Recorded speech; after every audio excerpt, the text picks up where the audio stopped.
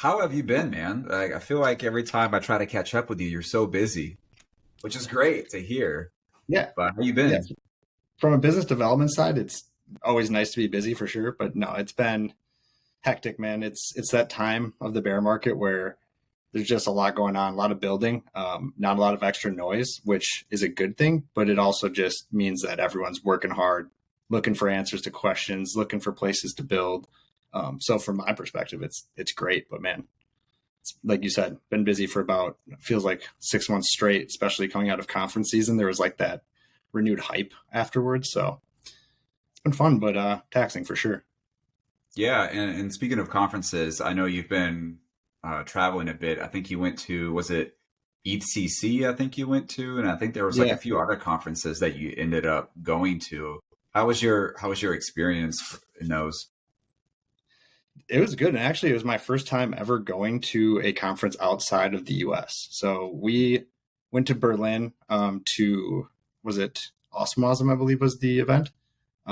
Participated in Hackwasm, and then went from there directly over to Paris for ECC. I think there's OsmoCon, Modular Summit, and Nebular Summit as well. So attended most of those while I was there, and yeah, it was amazing. Not only just for the actual conference, but just being in Berlin and Paris my first time. Not a bad gig getting to travel places like that for work. So no Was complaints. there any kind of culture shock when you went to these conferences where you're like, oh crap, like this is completely different from what I experienced in the States? Not really, to be honest. Like they're very similar, at least from my experience going to like ETH Denver and even Consensus. Very similar, but there's definitely like a different feel to the conference. Overall, I guess it felt less corporate organized. I guess over at the one in Paris, it seemed a little more grassroots. But I mean, at the same time, there was equally times where I felt it was more of the corporate setup, but ultimately I'd say it's a lot more developer focused and just more about the actual like tech and products coming out more than just like the overall, I guess, industry. Yeah, that's one thing I notice a lot about many of the conferences. They're all very specific. Some are more institutional based, some are more dev focused. So there's definitely like each conference has its own DNA, so to speak. But what I remember when I went to NearCon, and this was Portugal, so much food. For that reason, that was like one of my favorite conferences because they just keep feeding you, and you go up to these tables, and you're standing next to other people, and you're both like sharing the same plate, and you end up just having a conversation. So there's something amazing about food bringing people together, even from a business perspective. It was kind of interesting. Oh yeah. Well, and it's even more interesting because like the ones that have the best food and like the most food I've noticed are the Cosmos conferences. Like the organizers of the Cosmos conferences like definitely understand that it's like that is a big piece of those is like you're there all day networking, doing stuff, and there's almost never like food. So people just don't eat or have to leave the conference to go find food or pay out of pocket, which is like you already paid enough typically to be at the conference or to travel. So it's nice when they accommodate that. And all the Cosmos conferences have had like really high quality food too. It's not just like some random, cheap bulk meal they brought in for everybody. It's like legitimate meals like coming out on hors d'oeuvre plates. I'm just like, wow, they're really doing it well for a bear market, which I can certainly Right, appreciate. right. Must be doing really well for sure. I never been to a Cosmos focused conference, but I hear a lot about different feuds happening, like different chains, like within the Cosmos ecosystem that don't necessarily get along or feel like one is better than the other. And so I'm curious to know, like, when you go to these conferences that are Cosmos focused, like, do you feel that type of energy? Like, is there a lot of like butting heads when you go there? No, when you don't feel like the butting heads part of it, it seems like everyone's super like cordial and just happy to be, networking with people who are at the conference.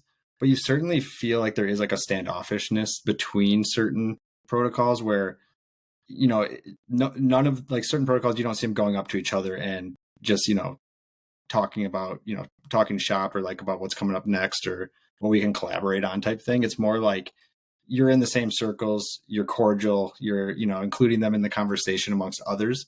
But there's certainly not this like friendliness of like, oh, that's one of my good buddies that I see all the time. I want to go say what's up to him. It's more like a business style of yes, we will discuss and be cordial with each other. but we also know that we're competing for a lot of the same users, mindshare, TVL, what have you. So it's an interesting dynamic because like you realize that the Cosmos is like a small subset of this entire space. So we should be really working together as much as possible. But at the same time, you're fighting for a really small piece of the pie. So you also want to make sure that you're establishing your allocate or your portion so that you can survive and build up an ecosystem. So finding that balance is kind of tough of where it makes sense to just team up on things versus, hey, they're directly competing with what we're trying to do. Do you think that is healthy where it forces everybody to step up their game, or do you feel like people need to embrace the interoperability a little bit more? I think it's both. Like, I think we all need to embrace like the overall community a bit more and just kind of expand out of like those, like the core few, I guess, protocols that get most of the attention.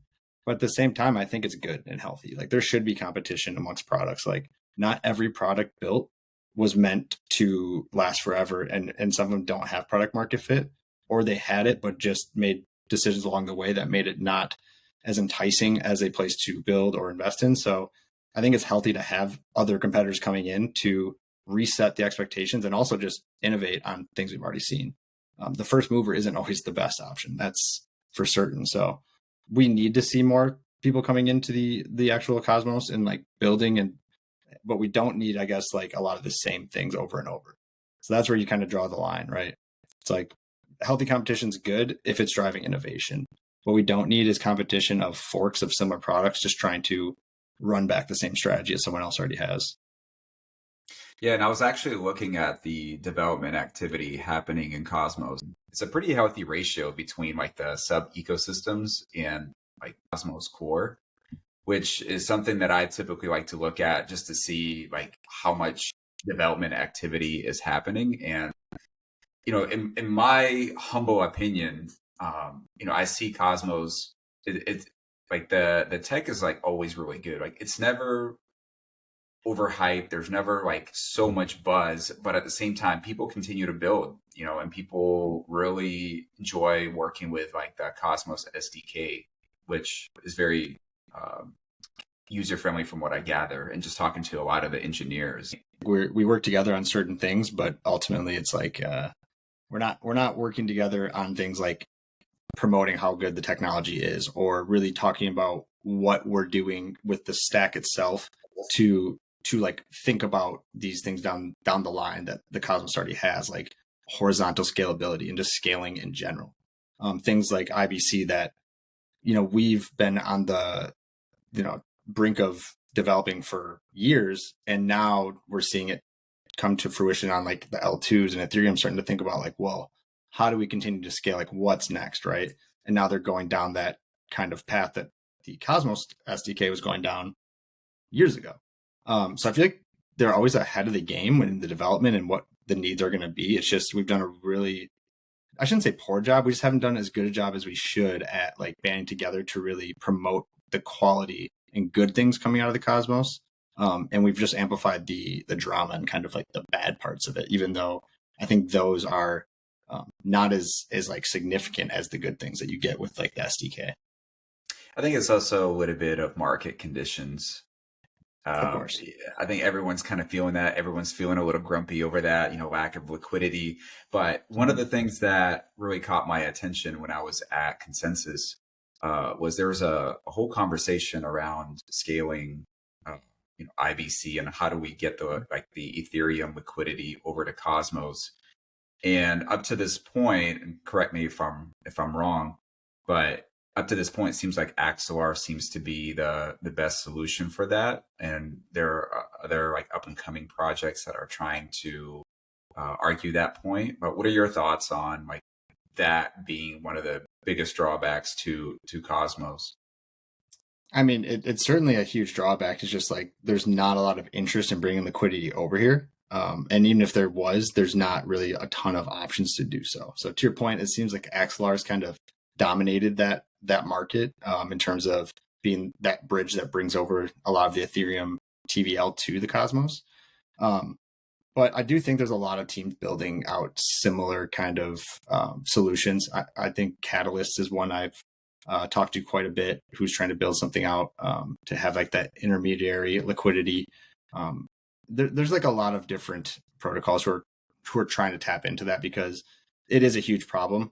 But I think beyond just having options of how to bridge it in is just giving them a reason to bridge it in.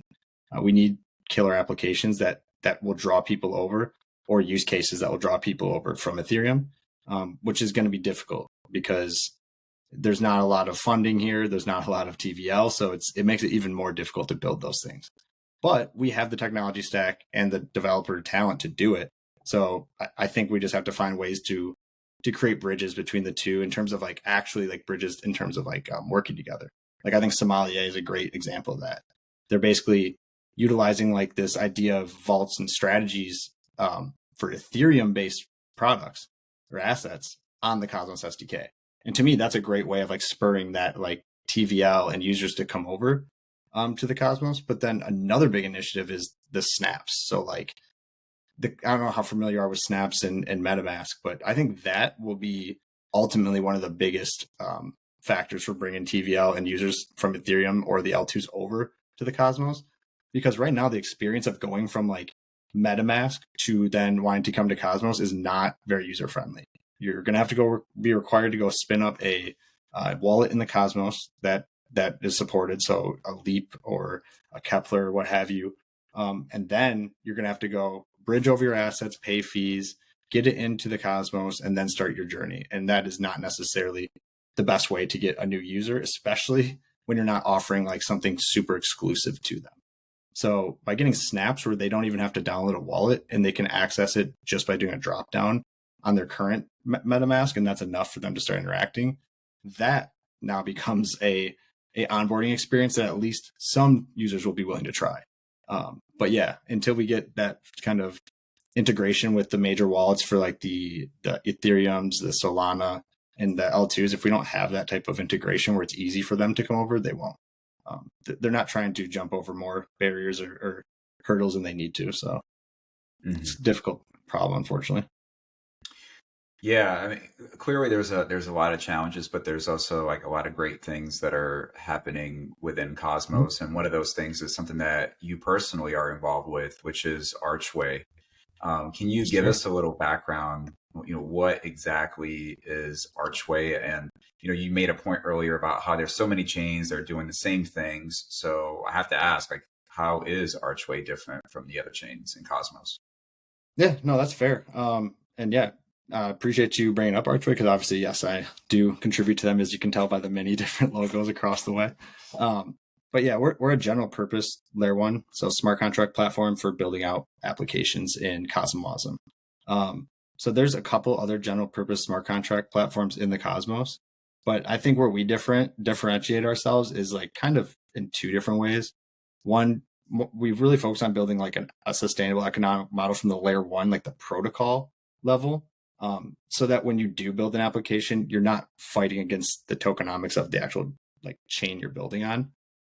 So that's one piece of it, is just building a framework with low inflation, with counterinflationary pressures based on block demand, things like that are similar to what we've seen on Ethereum, mixed with the way that we're trying to allocate the value from the layer one to the application layer. We take the stance that the application layer is where all the value is, and I would find it hard to argue it's not. That's where the users are. That's TVL. Everything that occurs on chain is happening because of the application layer. That's where value is created. So the people who are bringing that value on chain should be able to participate in some of those earnings. And ultimately, to us, that's what drives value to the layer one itself. The layer one's the network you need to access to get to these apps. You need the Arch token to access the network. So to us, the layer one should indirectly benefit from the application layer, not vice versa. So we're kind of doing the opposite of the FAT protocol thesis, and we're saying we'll actually subsidize the application layer so that you can actually earn enough to build and maintain your product post grant phase. So I'd say that's like one of the key differentiators, just how we're allocating the chain's earnings and actually distributing them back to the people who like earned it and brought that value to the chain. And we think that'll align incentives a lot better for the developers. A lot of developers have kind of given that feedback that you can build stuff, but if you don't issue a token or consistently go back for grant funding, there's typically not a way to actually cash out, if you will, or even just pay for operational costs or pay for the salaries of the people that actually built it out. So we just wanted to give a layer one platform that could kind of provide that infrastructure to build on, but then also give them a way to actually earn from what they've built directly, without having to go through the process of issuing a token or even building an app chain. So I would say that's where we differ. And honestly, where we see this space going is we have way too many, kind of like I mentioned, app chains or even layer ones that were built, but don't do enough specialized, I guess, functions to really be an app chain or to really support the cost of maintaining an app chain. So we think over time, a lot of these app chains will realize the costs aren't worth it for what they're trying to do, and will eventually consolidate down into actually applications that will be built on these general purpose smart contract platforms like Archway. So for now, we're trying to build as many unique applications as we can and utilize the framework to show that this model can work. But in the long term, we'd also like to make sure that any app chain that's running out of funding or can no longer support the cost of maintaining an L1 will consider coming and building it on Archway and earning directly from its use there. So we're providing a solution for builders now, but also for down the road, ideally a place for some of these app chains to land if it doesn't work out, running it as an L1 versus just an app. So I have a few questions. Main one around the token, and yeah. We've seen Base enter the market, and they're a little unique. One, for the first part is they're a layer two, and secondly, they are, I guess, somewhat associated with Coinbase, right? Legally different entity, I'm sure, but I'm curious to know, like in their particular case, they're making it work without a token. Is this opening up a different world where chains are saying, well, maybe we don't need a token in order for this to work? What are your thoughts on that? Yeah, I mean, I think that it is definitely getting to the point where people are realizing that a token is not always necessary, either for the function of the product or even to earn from it. If you can earn Ethereum from people using your blockchain or application, like Bases, that's probably worth it to them because they know Ethereum has, a large base of users. They know that there's a lot of holders. It's very decentralized in terms of how many people hold it. You can maybe argue that the validator set isn't as decentralized, but the point is that that Ethereum has value. It's got brand recognition. It's got product market fit. So why recreate the wheel if you can just earn that token that already exists? And to me, that makes a lot of sense. Especially when you can tap into their existing user base, because and liquidity, which are two of the hardest things to attract when you launch a chain or have a new token. So I do think people will start to see that, like layer twos have kind of shown that you can earn a lot from being like an app, basically. Because I look at layer twos like Arbitrum and Optimism almost like apps on Ethereum. I mean, they're single sequencers, so it's not like these are decentralized chains, right? These are basically a centralized party determining the order and what gets on chain, and just like an application could. So I see them just like that, and they're earning a lot from these sequencer fees. And from the Cosmos perspective, you can earn from the actual, like for example, with Archway, you're going to earn from the gas consumed on your app. So it's going to directly tie how much your app's getting used to how much you're earning. And again, that takes out all of the extra headaches of one, building a layer one, maintaining a layer one, the cost of building and maintaining a layer one, and like just the regulatory hoops you have to jump through to make sure that you're doing it correctly. There's a lot of costs and just like unnecessary burdens that come with launching an L1 or a token in general. And so some teams might see that as a detriment to what they're trying to do. So they can just launch their application and start earning whatever the native token is on the generalized smart contract platform they're building on top of.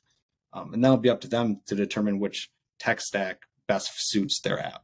And a lot of times I think Ethereum may not be the best tech stack to build the applications on, but it certainly is probably the best place to build if you're looking for users and liquidity. So that's the major hurdle I'd say for Cosmos right now, is like, we have the tech stack, and we're now coming up with ways for people to earn directly from the tech stack without having to be the ones building it. But now we need to bring in the users and the TVL so that it's more attractive for the larger investors, and then more importantly, the larger applications to start porting over. Yeah, I hear a lot from builders that are familiar with Solidity, that are familiar with Rust, and different languages. That a lot of times people that choose to build on Ethereum or just in any of these EVM compatible chains, it's more of a business decision Yeah. rather than a one from a technical perspective. So yeah, I mean, I certainly hear a lot of great things about the tech of Cosmos. Sticking to Archway, what kind of applications do you see thriving the most on Archway? Yeah, I mean it's hard to like narrow it down to a specific type of application or even like a specific vertical because where I see Archway kind of providing the most benefit to teams is either if you have a application that has high transaction volumes, therefore a lot of gas is being spent even if it's in small amounts, or if you have a really unique or high end product that people are willing to pay to use. Because I think that is where you can really start to take advantage of this developer model because it's based on gas consumed. And you can add like a premium to your contract, which in terms of gas, that would go back to the actual developer. So if you think you have a super, unique product that no one else can really make, and you want to charge more for people to use it because of that, you can actually set that up in the smart contract so that the gas itself to use it is higher. And therefore you'll earn more from every transaction. Even if you have, let's say, 1,000 transactions a month, you might earn more than someone who had, 10,000 because you just charged more to use your product. But to do that, you have to have a product, one, people will pay for, and two, it offers something that someone else couldn't, or it offers it in a way that's more convenient or better than someone else can do it. Therefore, they're willing to pay a little extra. But otherwise, I'd say it's high use apps, things that are going to be having their contracts called often, because you're going to earn every single time that contract's called, not only from the actual like gas being consumed to submit the transaction, but you're also going to get a share of the actual inflationary rewards that are being emitted each block. So there's ways to actually like earn quite a bit from even providing something like a public good. So things like oracles can start to be self-funded. There's ways to now monetize the basic infrastructure that people utilize, or users utilize, or apps utilize by adding premiums or just by collecting the gas that's being spent on these things. And so that's really a unique use case. I think that will drive a lot of people to Archway is that you can either build something as simple as a single smart contract and earn. You can build something as complicated as a full suite of DeFi tools and applications and earn, or you could provide a public good and potentially earn. So it just gives a lot of flexibility to developers in terms of how much effort, how much time they want to spend on their contracts. If they want to maintain a product long term, or if they just want to make a really useful tool via smart contract and make it immutable, so they don't have to really maintain it and they can just kind of let it into the open. If people want to use it, they can, and now you have a passive income stream. But yeah, I think that's where a lot of like the innovative use case will come from is someone who just has a basic idea or a basic use case. They make that one thing and they basically give it to the public, and then as people use it, they'll earn. So I think it's a really cool way too to see if there is product market fit with a lot of projects. When you mentioned a lot of transactions, the very first vertical that comes to mind for whatever reason is gaming. But I've also noticed that within Cosmos, gaming hasn't really been. I don't know if it's just not a good fit for Cosmos, or if based on the way that technology is set up, it's not really like a fit because a lot of the layer two scaling solutions, they're attracting a lot of gains because it's, cheaper transactions, higher throughput. When you think about Cosmos and Archway in particular, like, do you feel like there's a lot of attraction for gaming to be part of it? There doesn't seem to be a lot of like traction for gaming, but I don't really see why it wouldn't be able to work on the Cosmos.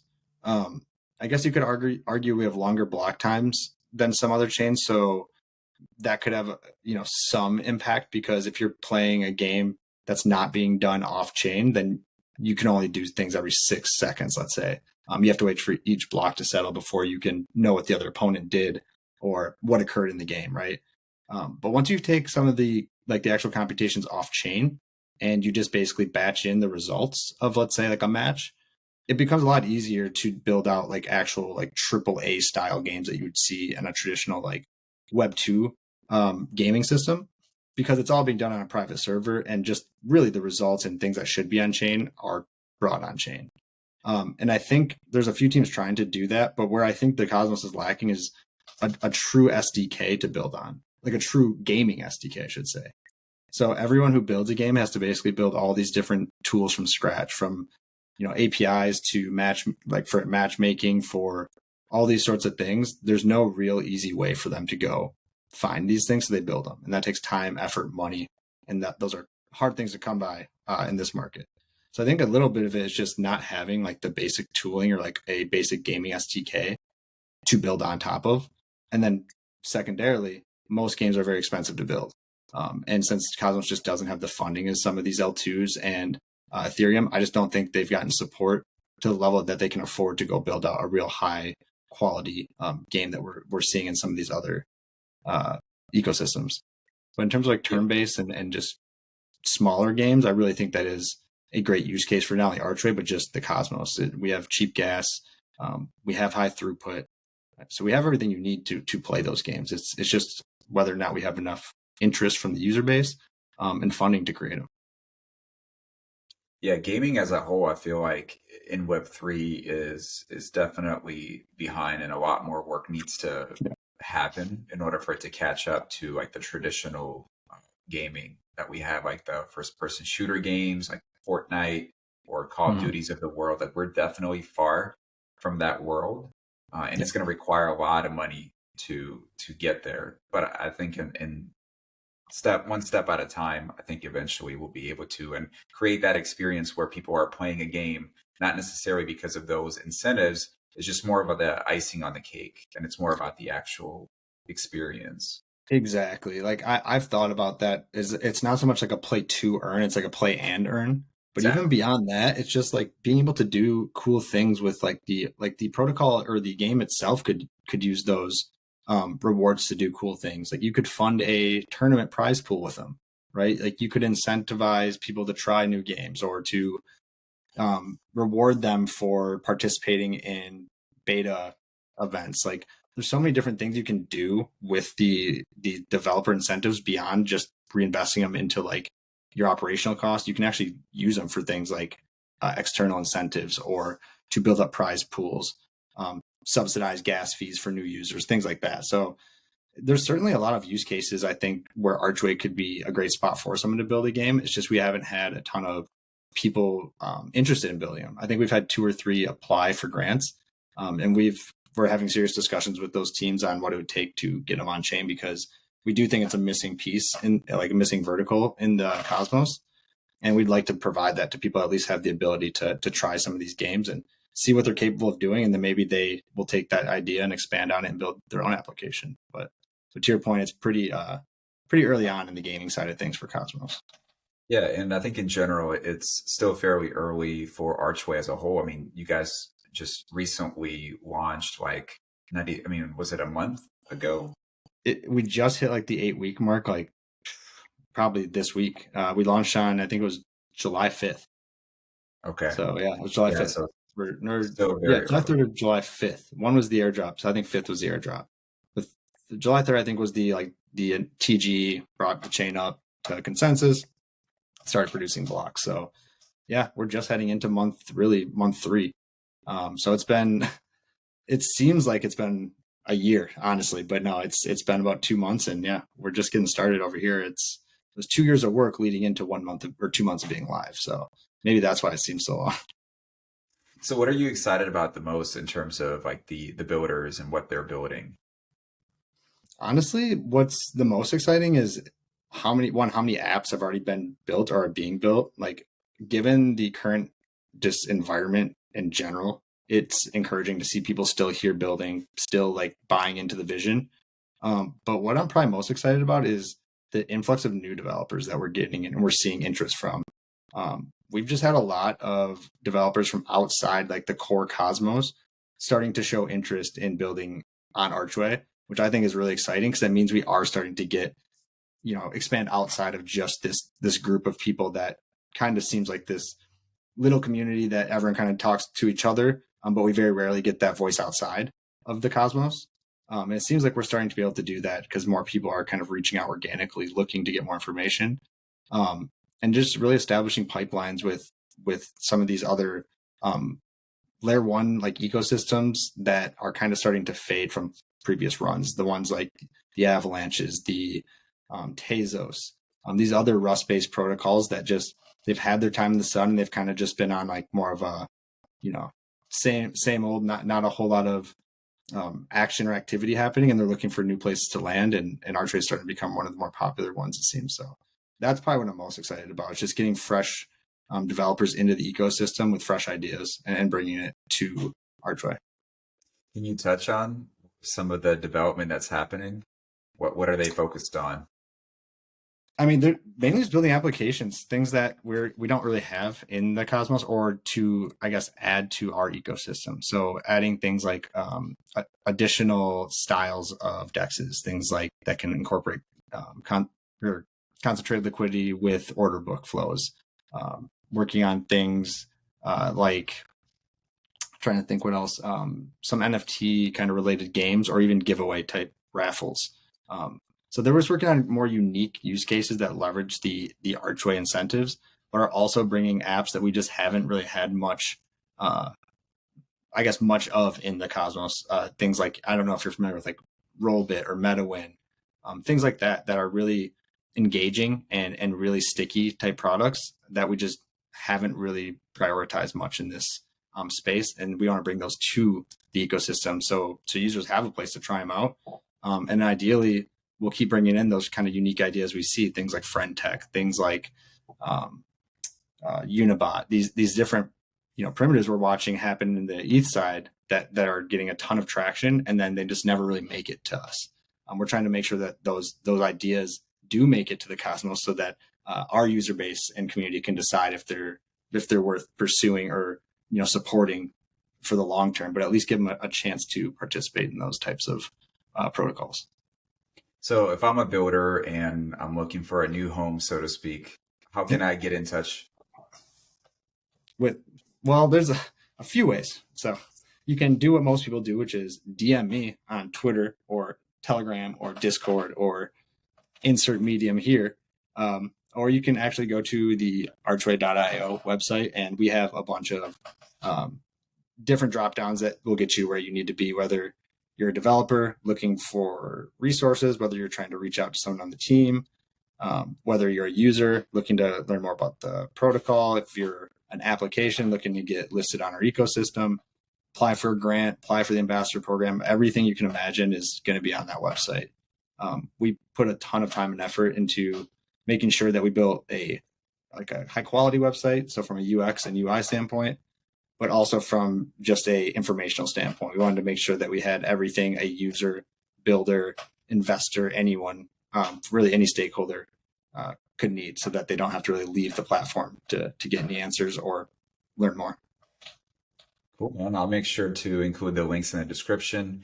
Max, this was very educational for me, and I'm sure a lot of the listeners feel the same. I really appreciate you taking the time to chat about Cosmos and Archway. And you and Dan, you guys are some of the hardest working guys that I know in the industry, so appreciate you taking the time. Hey, I appreciate you saying that and having me on. And of course, I'd love to join you again sometime.